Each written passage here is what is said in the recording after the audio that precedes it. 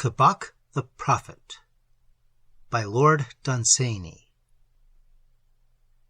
When Alhireth-Hotep was among the things that were, and still men sought to know, they said unto Kabok, Be thou as wise as was Alhireth-Hotep. And Kabok grew wise in his own sight, and in the sight of men. And Kabok said, Mung maketh his signs against men, or withholdeth it by the advice of Kabok. And he said unto one, Thou hast sinned against Kabok, therefore will Mung make the sign of Mung against thee. And to another, Thou hast brought Kabok gifts, therefore shall Mung forbear to make against thee the sign of Mung. One night, as Kabok fattened upon the gifts that men had brought him, he heard the tread of Mung treading in the garden of Kabok about his house at night.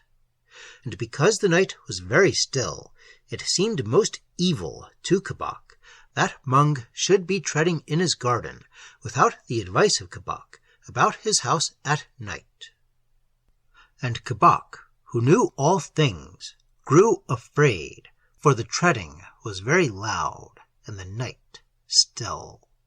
And he knew not what layeth behind the back of Mung, which none had ever seen. But when the morning grew to brightness, and there was light upon the worlds, and Mung trod no longer in the garden, Kabok forgot his fears, and said, Perhaps it was but a herd of cattle that stampeded in the garden of Kabok. And Kabok went about his business, which was that of knowing all things, and telling all things unto men, and making light of Mung. But that night Mung trod again in the garden of Kabok, about his house at night, and stood before the window of the house, like a shadow standing erect, so that Kabok knew indeed that it was Mung.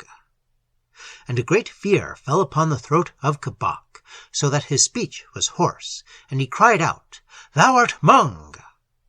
And Mung slightly inclined his head, and went on to tread in the garden of Kabok, about his house at night. And Kabok lay and listened with horror at his heart. But when the second morning grew to brightness, and there was light upon the worlds, Mung went from treading in the garden of Kabok, and for a little while Kabok hoped, but looked with great dread for the coming of the third night. And when the third night was come, and the bat had gone to his home, and the wind had sank, the night was very still. And Kabok lay and listened, to whom the wings of the night flew very slow. But ere night met the morning upon the highway between Pegāna and the worlds, there came the tread of Mung in the garden of Kabok towards Kabok's door. And Kabok fled out of his house, as flees a hunted beast, and flung himself before Mung. And Mung made the sign of Mung, pointing towards the end. And the fears of Kabok had rest from troubling Kabok any more, for they and he were among accomplished things.